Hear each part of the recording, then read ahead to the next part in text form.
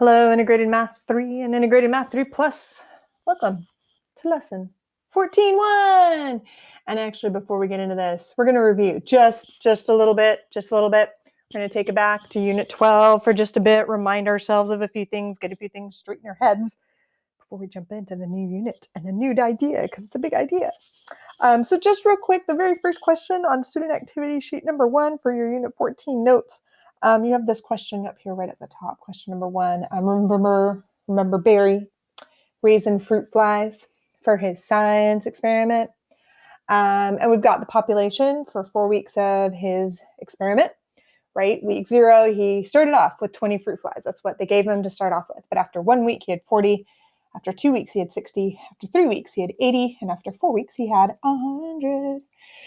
If this population were to continue to grow at the same rate that it's been growing at, my question is, when will there be 250 fruit flies? There's a lot of different ways you can do this, but make sure you show your work, describe your strategy, all that good stuff. Go ahead and hit pause to work this out, and then hit play when you're ready to check your work.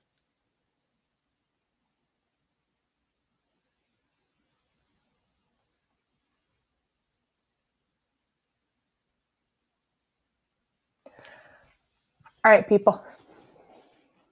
So I'm gonna grab my pen. I need my pen.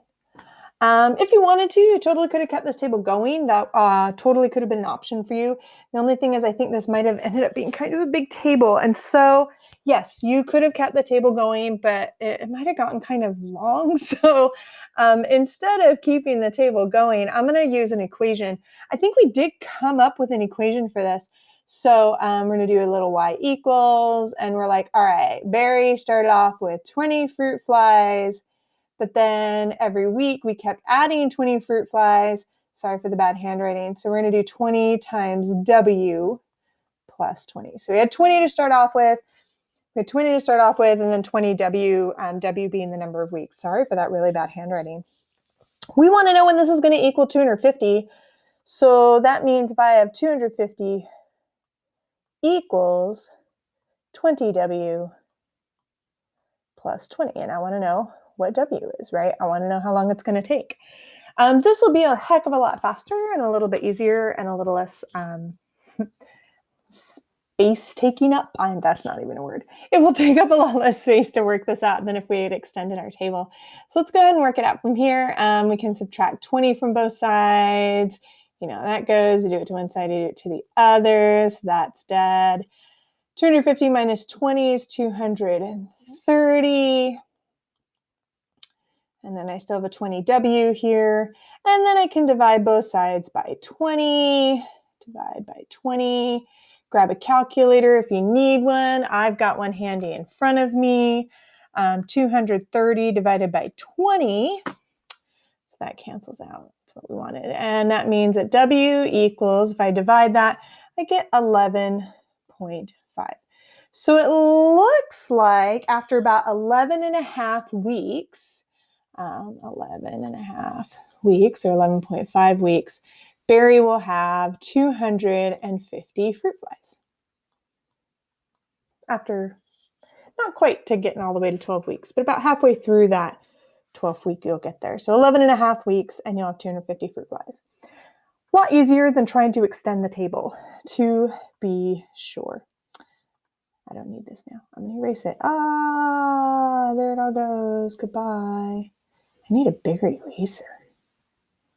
Oh my goodness. Yeah, well, you get the idea. Not the most exciting part of the lesson, watching me erase things. Oh, all right. So there was another part to this when we were doing Unit 12. That was a nice little linear function, the fruit flies. But you remember Red and his fire ants? And in fact, I was a little worried about Red and his fire ants. We were a little concerned about Red and his fire ants because they were growing really fast. And fire ants are a little more vicious than fruit flies are. And so again, he started with 20 fire ants at the end of each week. He was recording the number of ants. And so if you're looking at question number 2 on your student activity sheet, you have this here. Now, we're trying to figure out between which 2 weeks will the fire ants outgrow their container if the container can only hold 500 fire ants? At what point should Red's mother be concerned that fire ants aren't going to fit in a little container anymore? So you remember this. So we said after week 1, week 0, he had 20. Week 1, he had 40. Week 2, he had 80. Week 3, he had 116. Week 4, he had 320. So these are the first 4 weeks. We did this in the last unit, in unit 12. So what does the graph look like? You know what the graph looks like. You know what the graph looks like. Because I have a common multiplier, it's times 2 instead of plus 20 plus 20. It's an exponential graph, and we kind of knew that was coming. Not really any surprises there at all. Yay. Now, we said the issue is that the container can only hold 500 fire ants. So here's the deal. I think we even made a function last time. So my base is 2 because that's my common multiplier. So 2 to the x power, or in this case, we'll say 2 to the w power for the number of weeks. And don't forget that we're multiplying by 20 because that was our initial amount. It's also our y-intercept on our graph.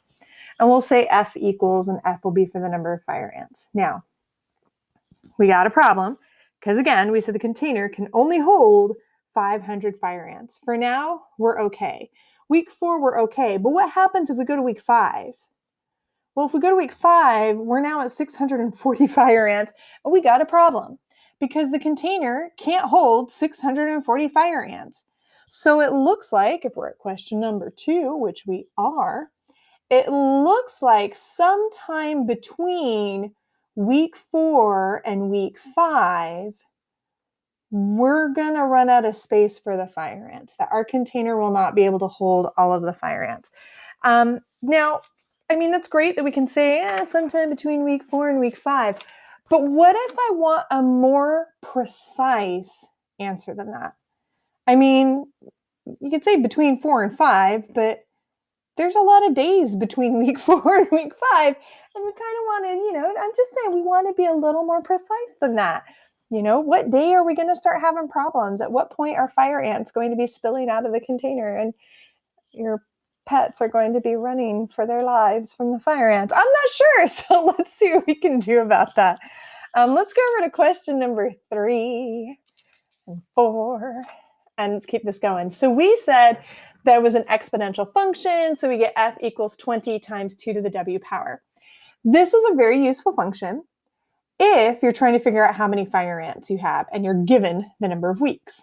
But Red is now trying to do the opposite of that, right? He's now trying to figure out the number of weeks given 500 fire ants. And so you see there's a little bit of a problem. I mean, there's some things that Red can totally do. Red can totally divide both sides by 20. That's right. You got times 20, fine. You can divide both sides by 20. 500 divided by 20 gives us 25. But I have a problem here because we need to get that W all alone. And right now, what you've learned up to this point, you kind of don't have the information to do that. So first of all, question number 3, what is the function rule describing the total number of fire ants and the number of weeks? I think this is our function rule right here. There it is. Number 4 said, hey, write an equation that'll help you find the number of weeks it'll take to reach 500 fire ants. So we want our equation to equal 500. I think that helps you out with number 4. So yeah, we have a little bit of a problem here because, yeah, I can divide both sides by 20, but now I'm stuck, right? It's 2 to the w power. How do you undo a power, right? How do you undo the base? I didn't even know, right? If it were power of 2, I could undo that. How do you undo a power of w, right? So Red is like, okay, well, what if I do a guess and check? Red grabs his calculator and he starts doing a guess and check. And he plugs in 4.5, 4.6, 4.7. And he's starting to get frustrated because it's jumping number to number. And like from 4.6 was 45. And I know you can't see it here, but 4.7 ends up being like 519. We've already gone over 500. So he's like, this isn't working. And his friend is like, well, maybe if you graph them, right? And we've done that before. Y equals 500, y equals 20 times 2 to the x power. You could graph both of them and see where they intersect. That works. But Red is like, no, there has to be a way to do this without having to graph it. He knows there's got to be a way to do it, right? if we can go one direction, we should be able to go the other direction. We know this, especially for those of you that were just studying inverses, we know there's a way to go back. So he's like, there's got to be a way to do it. So he turns to his older sister and she's taking pre-calculus and she's like, dude, logarithms. Hey. So we're coming over here to question 5 and 6. So logarithmic functions, this might help you with question number 6.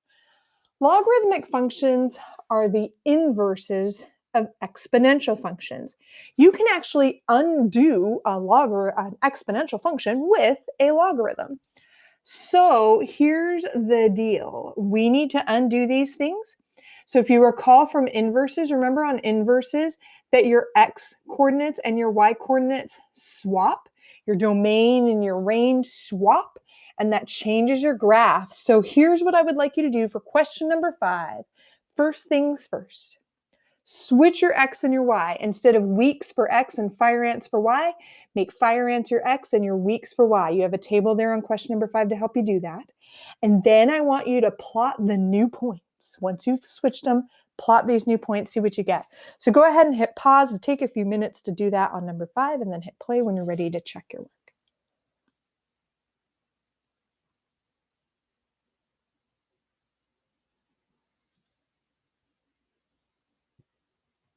All right, I'm going to show you what I did.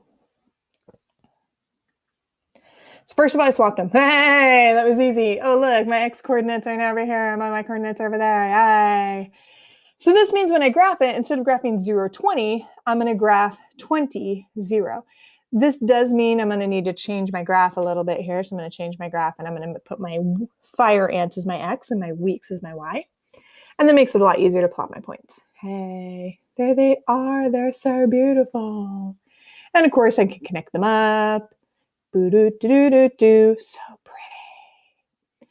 And you just graphed a logarithmic function. So the type of function that's the inverse of an exponential is a logarithmic function. Yeah. So logarithmic functions are the inverses of exponential functions. And at this point, I could be like, okay, if I plug in a 500, what do I get? And you can see it looks like it's a little bit, was that 4.6, 4.7, 4.65, somewhere in there. Again, though, we're still using the graph to estimate. So we're going to start playing with how we can actually solve this mess. So this function that models these data points is ones that you just drew on number 5. And you may even want to make a note of this somewhere on number 5 or number 6. This is a logarithmic function, and the function looks like this. Notice when it was our exponential, we had f equals, right? And we had an exponent of w. But now my f is on the inside of my logarithm, and my w is on the outside. Because my exponential function had a base of 2, this bad boy also has a base of 2. Yeah, so I have log base 2, a logarithm of base 2 over here. We're going to play with this a little bit more, so don't panic if you're still a little fuzzy on it. But we're going to talk about how we can convert from exponential notation to logarithmic notation. So for now, we can see that Jenny has gotten the W all alone, and Red could just plug in a 500 for his fire ants. And if you have a very nice calculator or a computer with a good calculator on it, you could totally plug this in, right? And you could find the answer to that. And it turns out it's about 4.644 weeks, or about 4 weeks and 4.5 days before the ants are going to outgrow their container, and you're going to have fire ants everywhere, and there will be panic and tears, especially if you get bit by the evil little things. So this is basically how we get logarithmic functions. They are the inverses of exponentials. And we're going to play with them, and we're going to see all the cool things that they can do. Because there's a lot of cool things that logarithms can do. They do cool things. So here we are. We're over on the next activity page, student activity page 2, student activity sheet 2, and we're up to number 1 on the top of that page. So given 20 fire ants to begin with, this was our exponential function. And it models the number of fire ants as a function of the number of weeks. So I get fire ants. If I plug in weeks, I get fire ants. And Red uses information to switch it around and to get the logarithmic function. If I plug in fire ants, then I get weeks. Yay. Can we think back for just a moment to the definition of an exponential function? You remember this in Unit 12? Y equals A times B to the X power. Do you remember that a function of this form is an exponential function? Not just because there's an exponent, but because my variable is in the exponent. You remember that? That's why it's an exponential function, because my variable, or my x, is in the exponent. Remember that b is the base of my exponential expression. Remember that a is not part of the base. A is not part of the base. A is just a coefficient on my exponential guy. So what I would like you to do is, real quick, can you answer question number 1, where you have f equals 20 times 2 to the w power? And can you name for me the base, the coefficient, and the exponent in the exponential function? Go ahead and hit pause to jot down your thoughts on that, and then hit play when you're ready to check your work.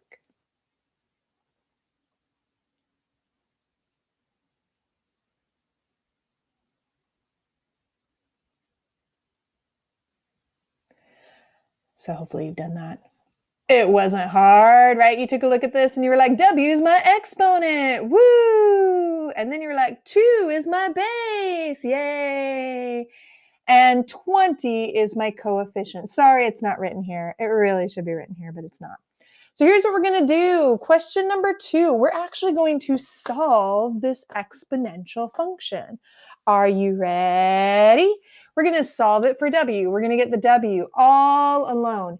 So have your pencil ready. You may have to hit pause and rewind and watch this a few times to get it all. But I'm going to show you how we get the W alone. And that's why you've got question number 2 and a pencil ready right in front of you. So the first thing we do is we get rid of that coefficient. You know that. We can divide both sides by 20. That's the easy part. So divide by 20 and it's dead.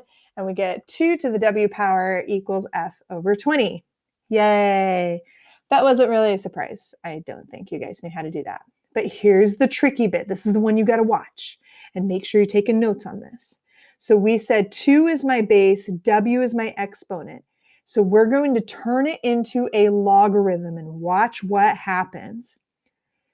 2 becomes the base of my logarithm, and the exponent goes on the all by himself on his side of the equal sign. Did you see that? Do we need to see that again? I'm going to play it one more time. Oh, there they go. So W equals, or W is log base 2 of F over 20. Yay. So we still say that's base 2, just like this was the base. My base was 2, so I'm going to say it's log base 2. That's where my base goes. And now my exponent is all alone on his own, and this little guy got tucked inside. We have a name for that, by the way. So there's my exponent, there's my base. You can see, oh, this guy inside. So check it out. So here's my exponent, all alone on his own. My base is still called the base. He just got moved to a little lower bit of my little subscript of my logarithm. This is what we now call the argument. So this F over 20 that my exponent, that my power was equal to, is now what we call the argument of our logarithm. But here's what's really, really trippy. Notice how W is all alone on his own, but W is still the exponent. The exponent is equal to the logarithmic expression. So guys, a logarithm, in a way, is kind of just another name for an exponent. So I hope you took good notes on this. I hope you paid real close attention to the exponent, the base, the argument, how everything shifted from exponential form into logarithmic form, because this is the big thing that we're practicing today. So what I would like you to do is I would like you to go over to questions 3 and 4 on your student activity sheet. And I would like you to take these 2 exponential equations and I would like you to rewrite them as logarithmic equations. Where does the base go? Where does the exponent go? Where does the argument go? All that good stuff. So go ahead and hit pause to work these out and then hit play when you're ready to check your work.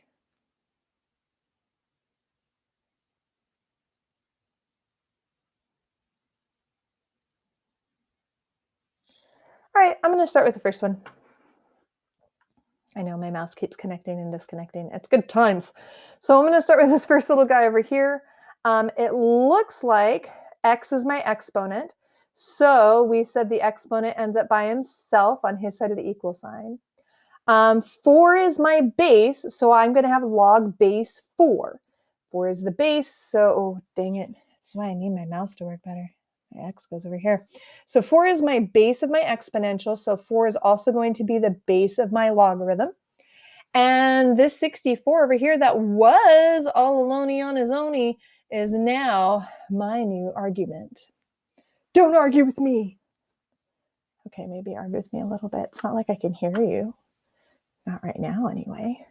So let's come over to this guy over here. All right. So we said the exponent is the one that's all alone on its own, and I can see that my exponent is a -2. So I'm going to put a -2 right there. Log base. Oh, okay, so my base of my exponential is x. So that means the base of my logarithm should also be x. And it's equal to my argument. My argument is 1/25. So I'm going to put that where it goes in the argument. Boom. Good job, us. Oh, we're so smart. All right, now that you're starting to get the feel of this whole writing exponential expressions as logarithmic ones, what if we went the other way? Oh, that's right. Questions 5 and 6. What if I give you 2 logarithmic expressions and I told you to rewrite them as exponential ones? Ooh. Go ahead and hit pause to work these out and then hit play when you're ready to check your work.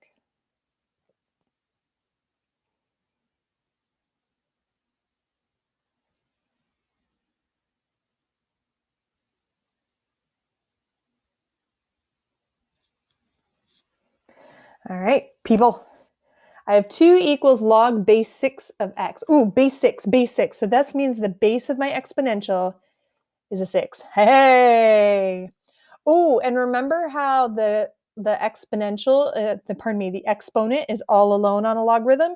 So this means my exponent is 2. So 6, ooh, my mouse is not playing nice. Come on, baby. There we go. So base of 6, exponent of 2. Oh, and this guy in here is my argument. So that's what my exponential is equal to. Hey. So I have 6 squared equals x. Oh, by the way, doesn't that make it really easy to find x then? Wouldn't 6 squared just be 36? So x would be 36? I'm just saying, just a thought. Taking a look over here, I have 3 equals log base x of 8. Ooh, base x. That means the base of my exponential is x. Ooh, remember that we said a logarithm was equal to the exponent, so that means 3 must be my exponent. Hey. And here's my argument, and that's what my exponential is going to be equal to, is the argument A. So here I have 8 equals x to the 3rd power. Hey, what to the 3rd power would give you 8? Pretty sure in this case that means that x would be 2. Ooh. All right, guys, as always, I hope you found this helpful and I hope you found this useful. If you got questions or concerns, please feel free to email me or come see me during office hours. See you soon. Bye.